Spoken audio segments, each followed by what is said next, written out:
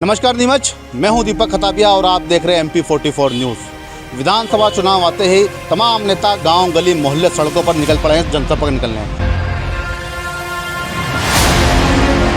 पहले 6 महीने के अंदर किसानों के खातों में जो स्वीकृत राशि की शेष राशि किसानों को लेना है वो पहुंचाई जाएगी।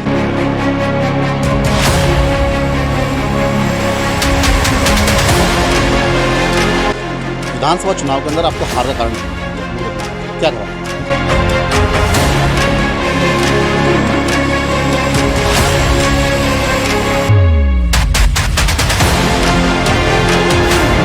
यहाँ के लोग आप उपस्थित इनकी राय जान ले को विधायक जी ने यहाँ क्या किया और कितनी बार आए, लोग आपको सच्चाई बता दें।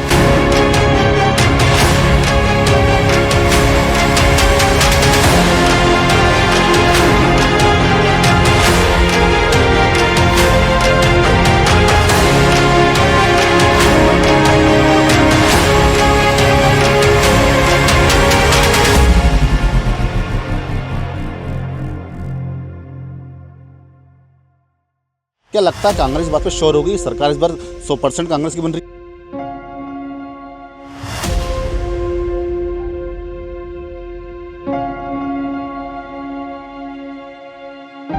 चाहे उमराव सिंह जी हो, तरुण बहेती जी हो, मधु बंसल हो और भी हमारे कोई भी साथी हो, उनमें से कोई भी चुनाव लड़ेगा, हमारी शुभकामनाएं और उनके हम साथ हैं।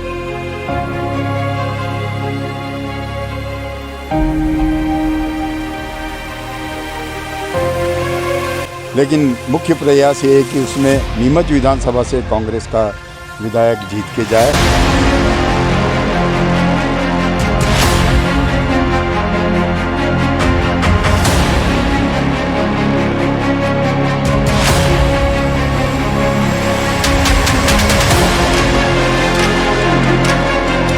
कांग्रेस के अंदर भी कहीं ना कहीं उम्मीदवारों की लंबी लाइन है, चाहे उमराव सिंह की बात करें, मंसूर की बात करें, दोनों की बात करें।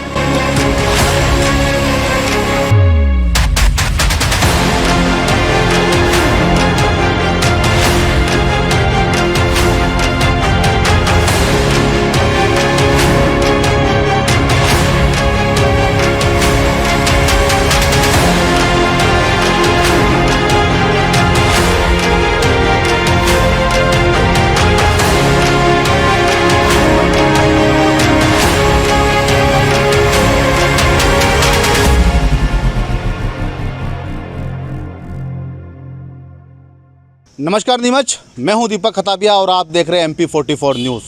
विधानसभा चुनाव आते ही तमाम नेता गांव, गली, मोहल्ले, सड़कों पर निकल पड़े हैं जनसभा निकलने।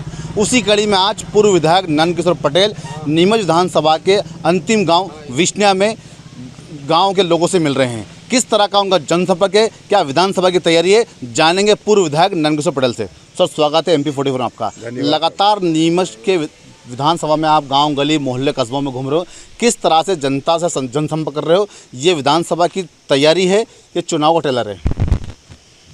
1998 से 2003 तक कांग्रेस पार्टी के आशीर्वाद से और नीमच विधानसभा क्षेत्र के लोगों के आशीर्वाद से मुझे विधानसभा में प्रतिनिधित्व करने का अवसर मिला और कांग्रेस सरकार के माध्यम से प्रत्येक गांव में और पूरे क्षेत्र में जो संभव हो सका विकास कार्य किए। जिस गांव में आज हम खड़े हैं विष्णिया में, आप 3 किलोमीटर आगे जाएंगे, गांव के चारों तरफ जो पानी भरा है, रेतम बैराज योजना, ये आदरणीय दिग्विजय सिंह जी के मुख्यमंत्री काल में और जब मैं यहाँ का विधायक था उसकी कार्यकाल की देन है। कांग्रेस पार्टी जब जब सत्ता में रही निश्चित रूप से विकास कार्य किए। 2003 के बाद से दुर्भाग्य रहा हमारा कि नीमच विधानसभा में कांग्रेस का कोई भी प्रतिनिधि चुन के नहीं गया, उससे हमारे विकास की गति थम गई है। हमारा प्रयास है कि 2023 दिसंबर-नवंबर में जो चुनाव होने हैं, आदरणीय कमलनाथ जी के नेतृत्व में कांग्रेस की सरकार बने, जो कि निश्चित रूप से बन रही है। लेकिन मुख्य प्रयास ये है कि उसमें नीमच विधानसभा से कांग्रेस का विधायक जीत के जाए। उसके लिए हम गांव-गांव घूम रहे हैं। इस दौरे का पूरे विधानसभा के एक-एक गांव और मजरे में मैं जाऊंगा। हमारा उद्देश्य ये है, सर्वप्रथम तो कांग्रेस संगठन को हमारा मजबूत बनाना। ब्लॉक की हमारी इकाइयाँ गठित हुई है, मंडलम की इकाइयाँ गठित हुई है, सेक्टर की इकाइयाँ गठित हुई है। और हमारा प्रयास है कि इन सब की 11-11 आदमी की कार्यकारिणी बने और हर बूथ लेवल पर 11 युवाओं की एक टीम बने जो विधानसभा चुनाव में कांग्रेस का वचन पत्र को या कांग्रेस की घोषणाओं को जनता के बीच पहुंचाएं। आदरणीय कमलनाथ जी ने जो अभी 5 महत्वपूर्ण घोषणाएं की है कि कांग्रेस की सरकार बनने पर गैस सिलेंडर 500 रुपये का दिया जाएगा, महिलाओं को 18 वर्ष से ऊपर की जो भी महिला है उनको 1500 रुपये प्रति माह दिए जाएंगे। उसके फार्म भी कांग्रेस संगठन के माध्यम से घर घर जाके भराएंगे। बिजली आज हम देख रहे हैं कि 2 बल्ब भी कोई जला रहा है या छोटी झोपड़ी भी है तो भी उसका भारी भरकम बिल आ रहा है और वो बिजली का बिल जमा कराने की स्थिति में नहीं है और विभाग वाले उनका कनेक्शन काट जाते हैं। तो कमलनाथ जी ने अपने घोषणा में कहा है कि कांग्रेस की सरकार बनते ही 100 यूनिट तक की बिजली बिल्कुल निःशुल्क दी जाएगी, उसका 0 बिल आएगा। 200 यूनिट तक की जो बिजली होगी उसका आधा बिल आएगा। एक घोषणा ये है कि कई कर्मचारियों को पेंशन योजना पुरानी लागू नहीं करने से भारी आर्थिक नुकसान हो रहा है। कांग्रेस सरकार आएगी तो पुरानी पेंशन योजना लागू करेगी। और सबसे मुख्य बात यह है कि कांग्रेस ने पिछला चुनाव जब लड़ा था 2 लाख की ऋण माफ़ी के आधार पर लड़ा था और कांग्रेस ने उस प्रक्रिया को चालू किया और प्रत्येक गांव में 50,000 तक के जो बकाया डिफ़ाल्टर किसान थे उनके सबके ऋण माफ़ हुए हैं। उसका हमारे पास रिकॉर्ड है। कोई भी भारतीय जनता पार्टी का नेता अगर ये कहता है कि खाली घोषणाएं पूरी नहीं हुई तो मैं उनको खुला चुनौती देता हूं कि नीमच में या किसी भी गांव में जहां की वो कहना चाहें आमने सामने बैठ के आपके चैनल के माध्यम से चर्चा करें। मैं उनको एक एक चीज़ रिकॉर्ड के साथ बता दूंगा कि कहाँ कितने लोगों का माफ़ हुआ और 50,000 से 2 लाख के बीच के किन किसानों का सरकार जाने की वजह से माफ़ नहीं हुआ। तो कमलनाथ जी ने ये कहा है कि जिनके रह गए हैं और जो कंप्यूटर में सूचीबद्ध किसान हैं सरकार आते ही पहली प्राथमिकता के से उन लोगों के कर्जे माफ़ करेंगे। दूसरी बात यह है कि 2019-20 में प्राकृतिक आपदा से जो नुकसान किसानों का हुआ था और सोयाबीन की फसल नष्ट हो गई थी, आदरणीय कमलनाथ जी रामपुर आए थे और उन्होंने पूरे नीमच ज़िले के प्रत्येक किसान का 100% मुआवजा राशि स्वीकृत की थी। कई जगह 100% मुआवजा उस समय वितरित हो गया। कुछ गांव ऐसे थे कि रेवेन्यू रिकॉर्ड पटवारी समय पर प्रस्तुत नहीं कर सके तो फिर स्वीकृति में देरी हुई, फिर राशि लेट आई तो 25% राशि किसानों को दी और उसकी 4 किस्त कर दी और 75% राशि 3 किस्तों में दी जानी थी। बड़ी दुर्भाग्य की बात है कि नया मुआवजा दिलाना तो दूर, जो सरकार के रिकॉर्ड में कलेक्टर साहब के दस्तखत सहित गांव वाइज किसानों की संख्या वाइज हमारे पास सूची है। सरकार बदलती रहती है लेकिन सरकार पे जो लेना किसानों का है ऑफिशियल रिकॉर्ड में है वो सरकार नहीं दे रही है। और जिस गांव में हम खड़े हैं बिस्निया में, वहाँ के किसानों को 25% ही मुआवजा मिला है और 75% राशि आना शेष है। इसके बारे में हमने पहले भी नीमच में प्रदर्शन किया था और हम इस पर कानूनी राय भी ले रहे हैं। शीघ्र इस पर हम इस लड़ाई को लड़के परिणाम तक पहुंचाएंगे। नहीं तो कांग्रेस की सरकार बनते ही ये हमारी जवाबदारी है कि पहले 6 महीने के अंदर किसानों के खातों में जो स्वीकृत राशि की शेष राशि किसानों की लेना है वो पहुंचाई जाएगी। देखा गया है भाई साहब, पूर्व विधायक नंदकिशोर पटेल का गांव गली कस्बों से बड़ा नाता है। गांव की पहली पसंद है। युवा हो चाहे बुजुर्ग हो, सबको कहीं ना कहीं मदद आपको चाहते हैं। लेकिन विधानसभा चुनाव के अंदर आपको हार का कारण मुँह देखना पड़ा, क्या कारण है? अभी हम चौपाल पे भी यही चर्चा चल रही थी। देखो, राजनीति एक अलग मुद्दा है और फील्ड में काम करना अलग मुद्दा है। कांग्रेस कभी भी वोट की राजनीति नहीं करती है। मुझे अवसर मिला तो 5 साल में जो मैं कर सकता था, चाहे सिंचाई के क्षेत्र में हो या पेयजल के मामले में हो, सड़कों के मामले में हो। जवासा से बोरदिया कला में विधायक बना जब ये स्थिति थी कि किसी को सज़ा देनी होती थी तो हम उसको कहते हैं कि इसका बोरदिया कला ट्रांसफ़र कर दो, क्योंकि बरसात में आवागमन ही नहीं था। तो मैं चुनाव प्रचार में मैंने कहा था कि ये डामर रोड नहीं होगा जब तक मैं आपके गांव में नहीं आऊँगा। तो पहली प्राथमिकता में हमने उसको किया। गाड़गिल सागर के क्षेत्र में हम प्रचार कर रहे थे गांव में, तो लोगों ने डैम की मांग करी तो मैंने कह दिया कि भाई ये हम बनाएंगे। तो हम प्रचार करके निकल रहे थे तो पीछे 3 बुजुर्ग बात कर रहे थे कि ये नेता लोग चुनाव में आते हैं और कह के चले जाते हैं और उसके बाद कोई नहीं बनाता है, हमें 50 साल हो गए। मैं वापस मुड़ के उन बा साहब के पास गया, उनका परिवार को भी जानता हूँ मैंने कहा बा साहब आपकी बात सही है, लेकिन मैं यहाँ कह के जा रहा हूँ कि गाडगिल डैम बनेगा तो दूसरी बार मैं मेरे लिए और कांग्रेस के लिए वोट मांगने आऊँगा, नहीं तो आपके गांव में नहीं आऊँगा। और वो डैम बना और आज रेतम और गाड़गिल से या चाहे हमीरिया हो, चाहे उधर सोमिया तालाब हो, किसानों में संपन्नता आई है। तो कांग्रेस ऐसी योजनाओं पे काम करती है। दुर्भाग्य से 20 साल से इनके जनप्रतिनिधि हैं, कोई भी ऐसे बड़े काम बताएं और अगर उन्हें करा रखे हैं तो सार्वजनिक मंच पे डिबेट कर लें कि भाई हमारे 5 साल में और आपके 20 साल में कहाँ काम। कमलनाथ जी की 16 महीने सरकार रही, उसकी खाली शिवराज सिंह जी तुलना कर ले, कितनी अच्छी अच्छी योजना बनाई थी। बीजेपी ये जानती है कि वो विकास के नाम पे चुनाव नहीं जीत सकते हैं, तो चुनाव के समय वोटों का दुरुपयोग करते हैं, चाहे संप्रदायवाद की राजनीति हो, चाहे जातिवाद की राजनीति हो, या किसी भी प्रकार से समाज में कटुता फैलाकर धर्म के नाम पर वो वोट हासिल करने का प्रयास करते हैं। और चुनाव आता है और आप कहीं का भी रिकॉर्ड उठा के देख लो, आखिरी 4 महीने में उस लाइन पे काम करते हैं। इसलिए विकास के कामों में उनकी कम रुचि रहती है।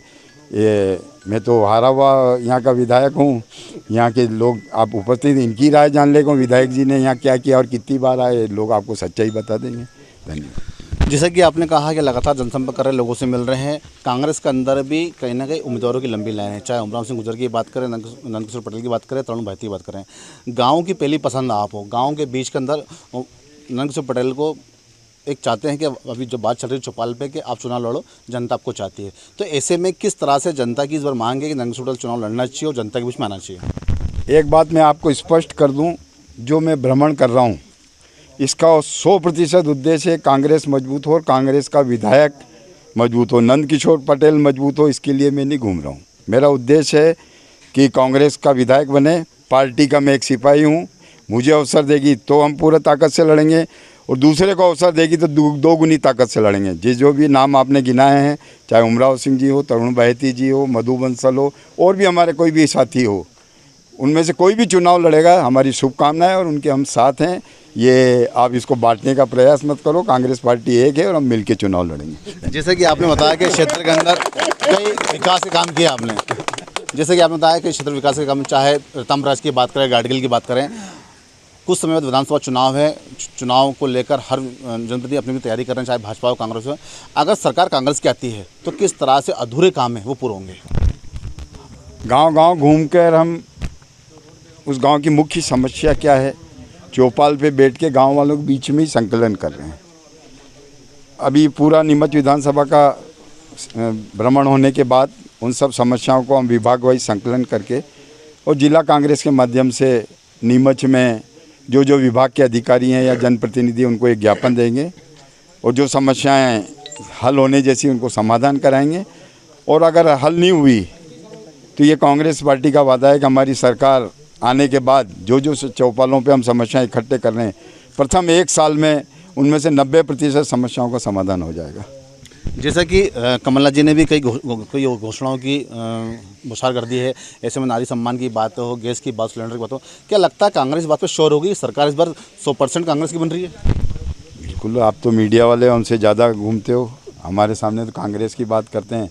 अब आप नीमच से यहाँ तक आ ही गए, 5-7 गाँव में जाके राय ले लो, शाम को आप यही कह दोगे कमलनाथ की सरकार आ रही है। हाँ, ये थे हमारे साथ में पूर्व विधायक नंदकिशोर पटेल, जिन्होंने साफ कहा है कि आने वाले समय में राज्य में कांग्रेस सरकार आएगी और जनता के जो भी बाकी काम है उनको पूरा किया जाएगा। आप देखते रहिए MP44 न्यूज़। गांव का वोट तो ये चाहता है कि जब आप जो वादे करते हैं बीजेपी वाले, और वादे पर कर क्यों नहीं उतरते हो, सबसे बड़ी बात ये है। दूसरी बात ये है कि जब कर्मचारी की तनख्वाह सन 80 में क्या थी और किसान का गेहूं की 80 की रेट क्या थी, आज क्या रेट हो गई है। जब उनकी 40% रेट बढ़ जाती है और किसान का गेहूं मतलब 3% ही बढ़ता है। 1200 में पहले भी गेहूँ बिक रहा था, आज 2100 में बिक रहा है। कहाँ किसान की आमदनी डबल हुई, कहाँ हुई बताइए आप? क्या चाहता है किसान? क्या चाहता है? उसको जेड़ दे दो और क्या बीजेपी सरकार, और क्या देगा? देखो, मार दो सब किसानों को, डबल करना ही नहीं उनको, भाई लूटना है अपने को। बिल बढ़ा दिए, 800 रुपये का खाद DAP का 1600 कर दिया आपने। अब ऐसे में विधानसभा चुनाव नजदीक है तो क्या चाहता है वोटर? लाली लोप डालेंगे ये बीजेपी वाले और कुछ नहीं करेंगे। यदि किसान को खुश करना है तो डबल के वादे तो छोड़ो और जो वास्तविक कीमत है वो दो। मजदूरी जो है ना उनका दो आप। देखो, जनता पूरी तरह बदलाव चाहती है। इतनी सालों सरकार रही बीजेपी की, किसान की तरफ एक भी जान नहीं है। महंगाई देखी जाए बढ़ती जा रही है। अपन ये नहीं देखते अपन सक्षम है तो वो काम कर सके। आज भी बहुत से गरीब है, वो 1200 रुपये टंकी नहीं खरीद सकते हैं। इसके बारे में भी कुछ सरकार नहीं सोच रही है। और फिर डीजल पेट्रोल तो महंगा सो ही रहा है। और 2013 मोदी जी का भाषण सुना ही होगा आपने। अगर आप पुराने भाषण देखिए जाए मोदी जी के, तो पेट्रोल डीजल 40 रुपये प्रति लीटर मिलना चाहिए था। आप देखिए, उसका वीडियो पड़ा होगा आपने 2013 का, तो उसमें महंगाई बहुत अधिक है। और अभी जो गेहूं का दाम है वो 5 से 7 हज़ार रुपये प्रति क्विंटल बिकना चाहिए था, वो आज 2100 रुपये क्विंटल बिक रहा है। मतलब किसान हर तरह से हताश है महंगाई तौर पे। किसान की आमदनी डबल होगी। किसान की आमदनी डबल होगी, वो अभी तक हुई नहीं है। आमदनी होगी कहाँ से? खाद भी देखा जाए, बीज भी देखा जाए, सब पे डबल पैसा ले रही सरकार। किसान से ऐसा क्या दुश्मनी सरकार की कि वो किसान की बात नहीं सुनती है, भाव पे चुप बैठी है सरकार। जो भी काम करते कर्मचारी जब आज कर्मचारी बात कर रही है कि तो मुद्दे क्योंकि वो काम हो नहीं रहा ना। किसान के बारे में क्या किया सरकार ने अभी तक? बोले ना, अभी तक किसान दुखी है। अभी तक देखा जाए, सर्वे कीजिए आप, आज तक क्या बीत रही किसान पे। आज किसान की मजदूरी जो काम कर रहा है, मजदूरी बढ़ गई है, ट्रैक्टर की हकाई बढ़ गई है, डीजल बढ़ गया है, ट्रैक्टर पे जो पैसा लग रहा है वो ज़्यादा लगने लगा है। किसान के हर यंत्र पे उन्होंने कितना पैसा बढ़ाया है, ये सोचिए आप।